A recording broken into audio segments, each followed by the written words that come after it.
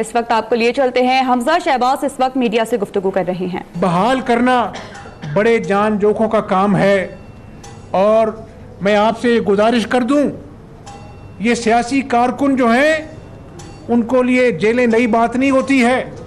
आज करीबन हर अहम सियासी लीडर जो है वो जेल में है। इन नालायकों को, इन कम अकलों को मैं कहता हूं कि अब भी कुछ करके दिखा लो। कहते थे मैं हर एक को जेल में डालूंगा, वो जेल में डालने का शौक भी पूरा हो गया, लेकिन जहां पर परफॉर्मेंस है वो 0/0 है। ये नालायकों की हुकूमत है और ये खेल तमाशा अब ज़्यादा देर चलने वाला नहीं है।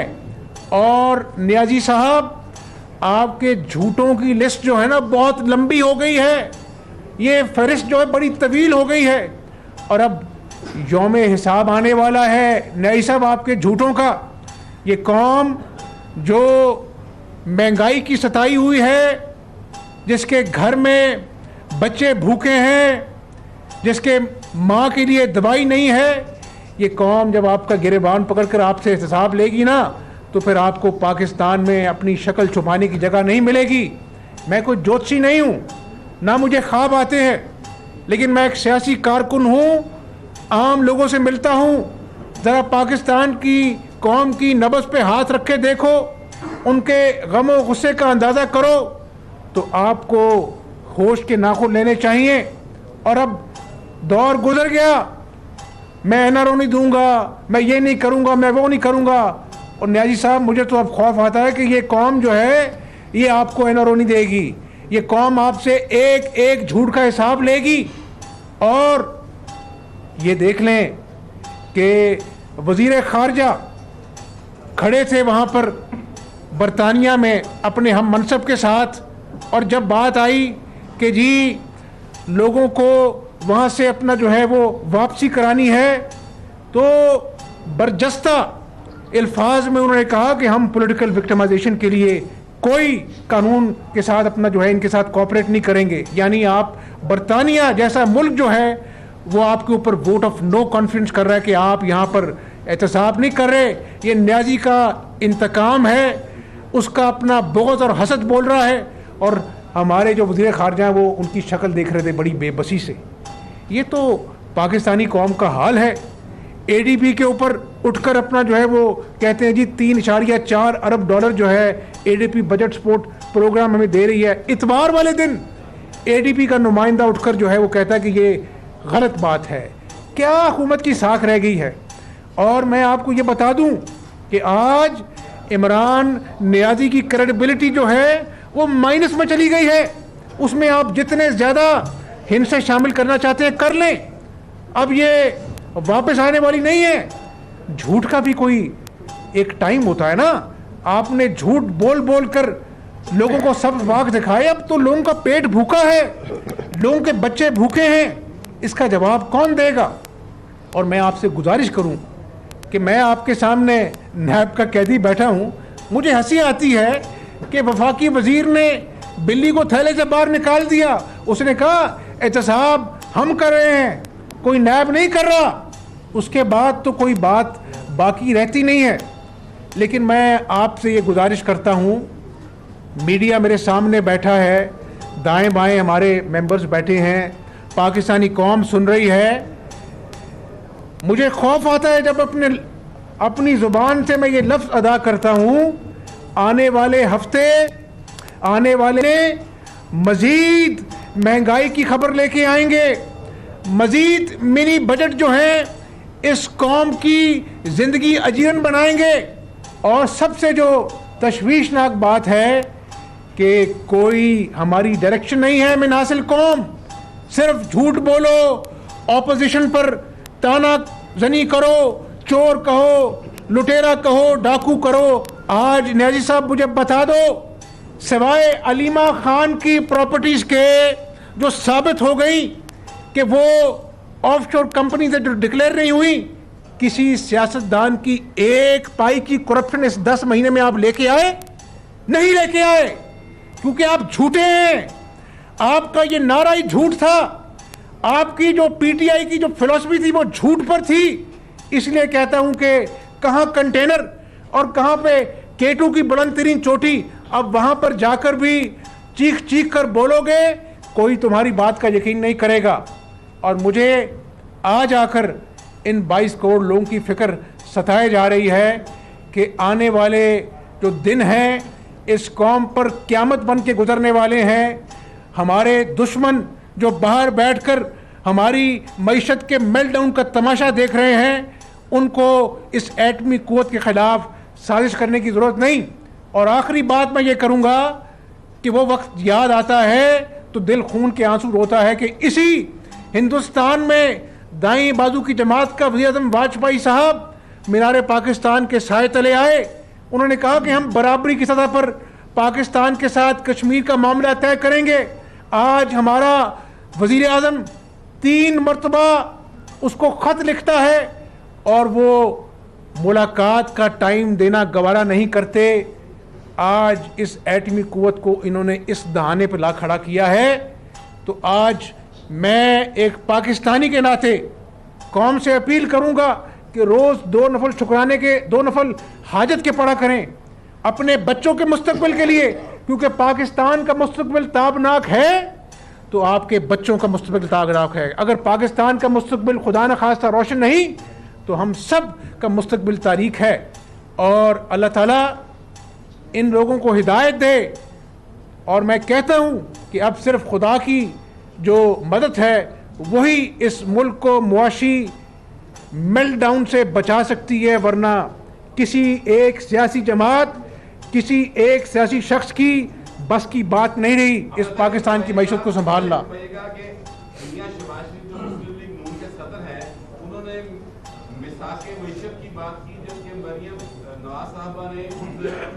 को रिजेक्ट कर दिया और उन्होंने कहा कि जो भी जमात मिसाके मईशत में जाएगी वो अवाम के गैज़ो गज़ब का निशाना बनेगी। क्या मुस्लिम लीग नून जो है उसमें आपस में इत्तेफाक नहीं है? ये सूरत हाल सामने आ रही है, क्या कहेंगे? देखें भट्ट साहब, पहले दिन जो है शहबाज शरीफ साहब ने on the floor of the house पहले दिन मिसाके मईशत की बात की थी और दूसरी तरफ से चोर डाकू के नारे लगाए गए। पीपल्स पार्टी ने भी परसों मिसाके मईशत की बात की और चोर डाकू के नारे लगाए गए। मैं समझता हूँ कि आज इन लोगों ने खुद जो है मिसाके मईशत को गाली बना दिया है, ताना बना दिया है और अभी इनको होश के नाखून नहीं आए। कोई वज़ीर अपना वफाकी वज़ीर कहता है कि जी 10 दिनों में नौकरियों के अपना जो है अंबार लग जाएंगे। गुजारिश ये है कि एक डिक्टेटर के दौर में 10 साल मैंने सामना किया, शरीफ ख़ानदान ने एहतसाब का सामना किया। ये इमरान नियाज़ी भी डिक्टेटर बनना चाहता है।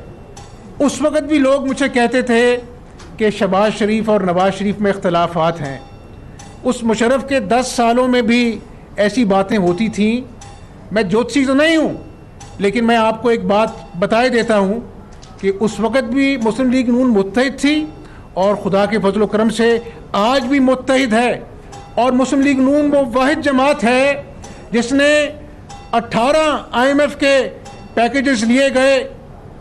पहला IMF का पैकेज कामयाबी से मुकम्मल भी किया और 5.8% ग्रोथ रेट भी दिया, 11,000 मेगावाट बिजली भी दी और इस मुल्क को इंफ्रास्ट्रक्चर भी दिया और सीपेक के ज़रिए 50 अरब डॉलर की सरमायाकारी भी की।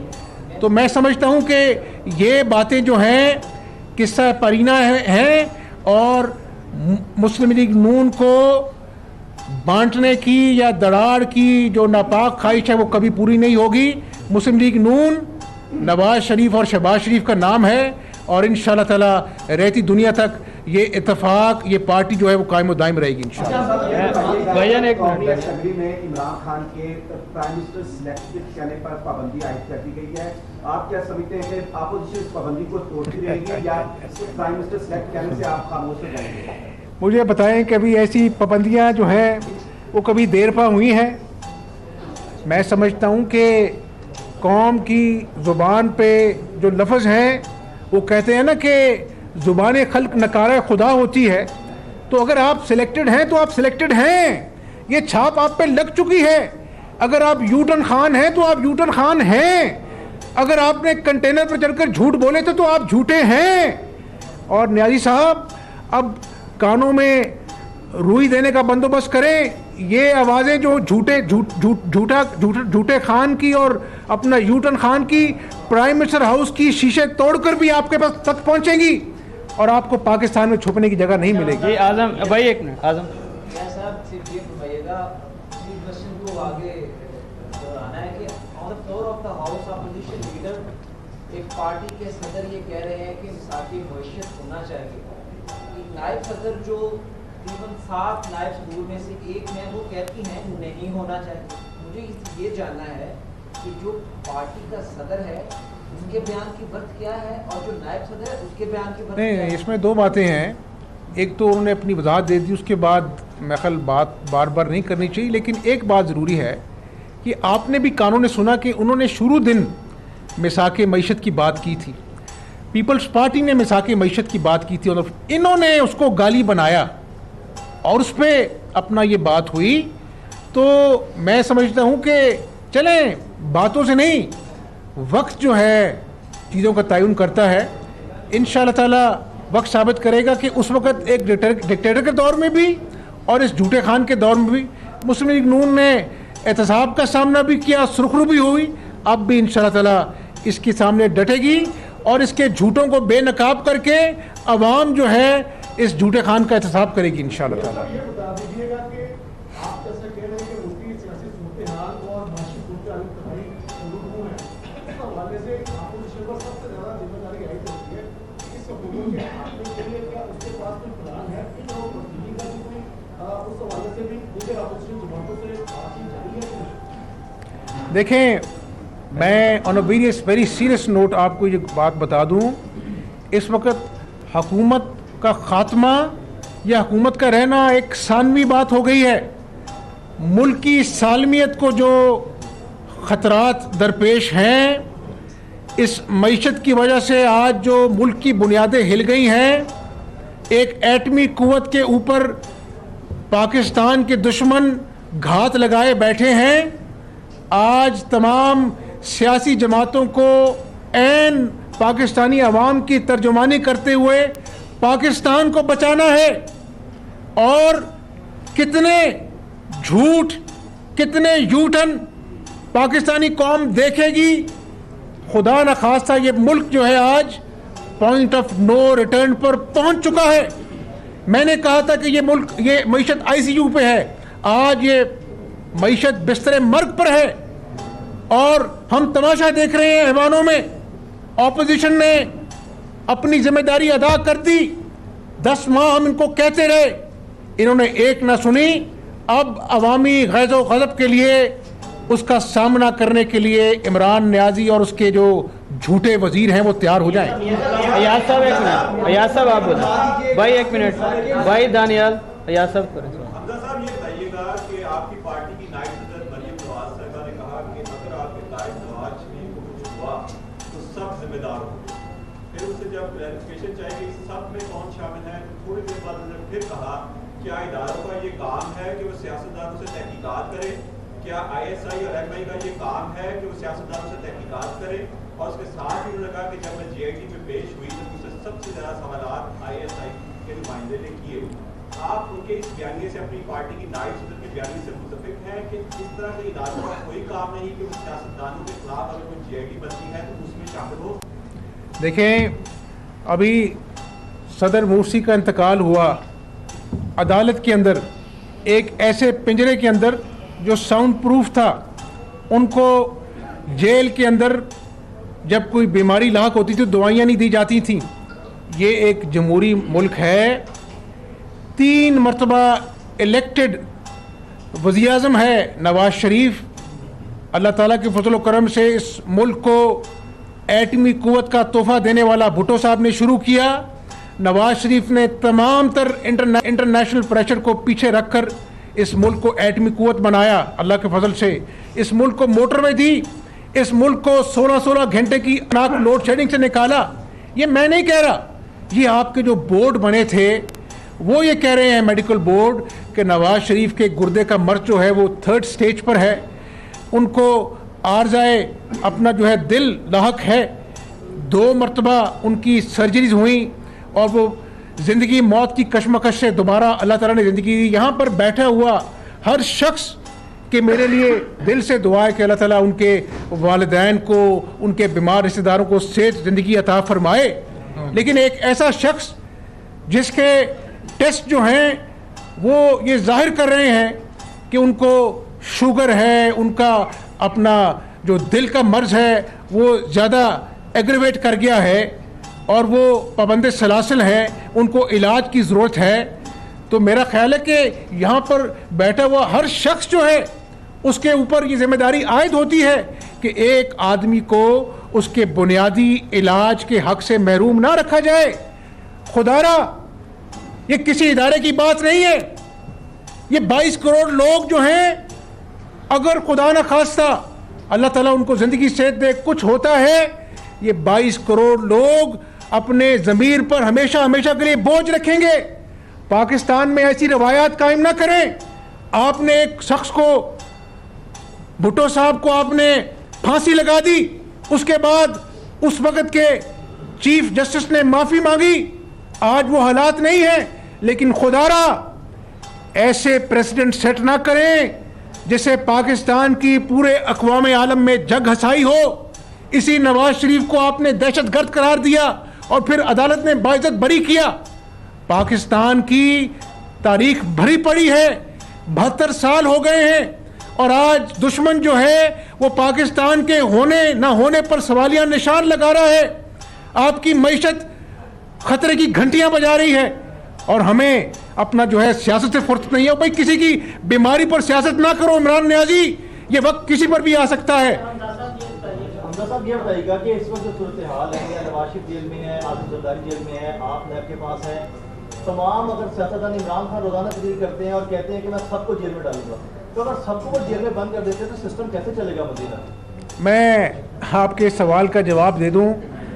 वो कहते हैं कि democracy is of the people, by the people, for the people. ये जाली एहतसाब जो है वो हमें डरा नहीं सकता। अब अवामी अदालत में इमरान नियाज़ी के झूठों का और जो इस मईशत का इसने अपनी नालायकी से बेड़ा गर्क किया है, एहतसाब होने वाला है, वो वक्त दूर नहीं है। और मैं आपको बार बार कह रहा हूँ कि गैब का इल्म अल्लाह जानता है, लेकिन बतौर सियासी कारकुन मुझे इमरान नियाज़ी का हशर बहुत बुरा नजर आ रहा है। एक मिनट शाहिद साहब, ये फरमाइएगा कि कौमी असम्बली में तो वज़ीर आज़म को सिलेक्टेड कह दिया गया है, पंजाब के वज़ीर आला पंजाब क्या जमहूरी इलेक्टेड वज़ीर आला पंजाब हैं, और दूसरा कोई मुआहिदा तो नहीं हुआ आसानी से बजट पास करवाने का, वो प्रोडक्शन ऑर्डर की आड़ जब ऊपर बैठा शख्स जो है वो सिलेक्टेड है तो फिर उसकी चॉइसेस भी ऑब्वियसली सिलेक्शन है। लेकिन अब ये सिलेक्शन और इलेक्शन से बात आगे निकल चुकी है और बार बार मैं एक गरीब आदमी की बेबसी का दर्द ज़रूर महसूस कर सकता हूँ नैब के सेल में बैठे हुए। मुझे आने वाला वक्त जो है खौफनाक नज़र आ रहा है और मेरा दिल जो है अल्लाह ताला की दुआ करता है कि अल्लाह ताला इस पाकिस्तान की खैर करे। अब हमें अपनी कौमी जिम्मेदारी अदा करनी है, आपको भी और मुझे भी। आपको भी सैलरी मिलती है, अंदाज़ा लगाएं कि 50,000 की सैलरी वो स्लैब के अंदर आ गई, वो आपको सैलरी आपकी कम हो गई है।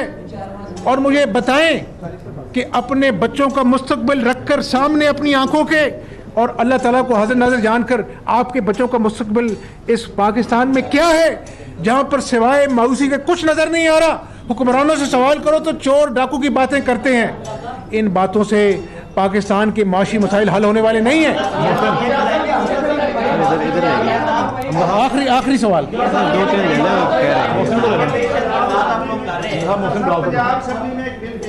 भैया, जवाब नहीं देना।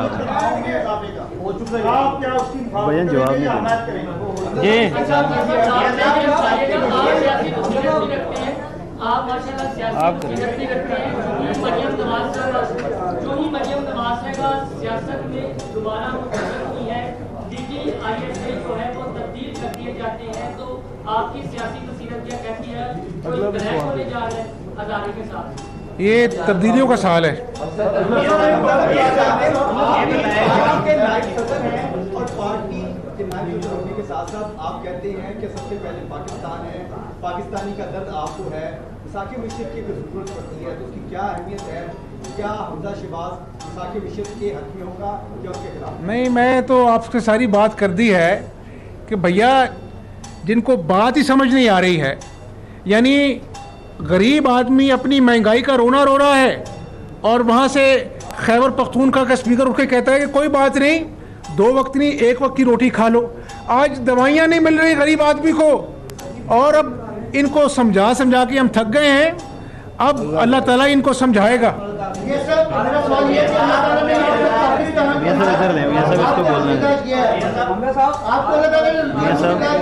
यार आप शहजाद सवाल क्या आप सरकार के मिशन के जरिए हुकूमत को ऐसा सपोर्ट देना चाहते हैं और आपकी पार्टी के कितने मेरा ख्याल है कि हमने तो कहा है कि NRO हमने कब मांगा, कौन गवाह है, किससे मांगा? न्याजी साहब, नहीं, मेरी बात सुन लें आप सहाफ़ी हैं। ये कौम की नैया जो है ना, ये मईशत की नैया डूब रही है।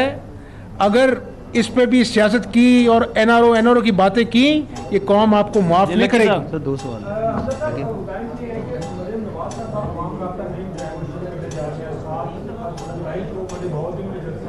तो हम ये थोड़ा सा कंफ्यूज हैं कि क्या ये अवाम राब्ता मीम है या पाकिस्तान मुस्लिम लीग नून की है? क्योंकि कैप्टन सत्तर साहब हमने देखा कि वो संगठन के रोज वो ज़्यादा एक्टिव थे, गुजरात के वो नून के पंजाब के या मरकज के उहदेदार थे, तो ये मुस्लिम लीग नून की अवाम राब्ता मीम है या मेरा ख्याल है कि मैं आपकी बात का ये जवाब दूंगा कि ये नवाज़ शरीफ और शहबाज शरीफ की पार्टी है और यहाँ पर फैसले भी नवाज़ शरीफ और शहबाज शरीफ करते हैं। और किसी को अगर गलत फहमी है तो वो डिक्टेटर का दौर भी उठा के देख ले, उस वक़्त भी दोनों भाई एक थे और इंशाअल्लाह ताला हमेशा एक रहेंगे। और जिस तरह बिजली के बहरानों से हमने इस कौम को निकाला, अल्लाह ताला के हाँ मंजूर हुआ, तो इस बहरान से भी पाकिस्तान मुस्लिम लीग नून ही पाकिस्तान को निकालेगी। आखिरी सवाल सर, ये उल्फत नूरी का ले लें यार, मैं ख़त्म कर दूंगा भाई।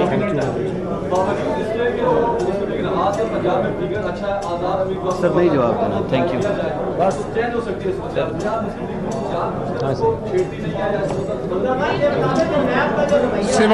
सिवाय मौसम के हालात अच्छे नहीं हैं। लाहौर में opposition leader Punjab assembly Hamza Shahbaz press conference कर रहे थे।